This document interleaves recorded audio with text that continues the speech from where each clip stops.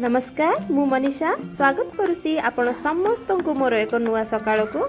सकाळु उठी नित्यकर्म सारी सर्वप्रथमे ठाकुर को पूजा करी ठाकुर को पूजा कर सारा पर लॉगिन करी किछिटा इम्पोर्टेंट काम फिनिश करके आसी जाइली गिगली ब्रेकफास्ट बनाया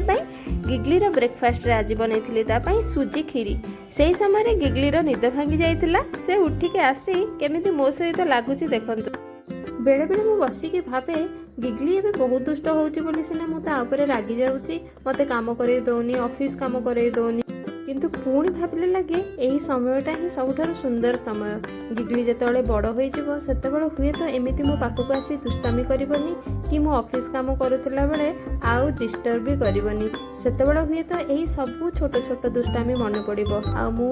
भाभी कहीं सेतेबेले टिके अधिक एंजॉय करि नथिली तेणु एबे लागे यही छोट छोट मुहूर्त को एंजॉय करबा उचित। आज ब्रेकफास्ट रे आम पई बनैथिली बेसन चिल्ला तो गिगली को भी टिके टेस्ट करिया को देइथिली से छोट छोट खंड करी देला परे से टिके टिके करी खाउथिला।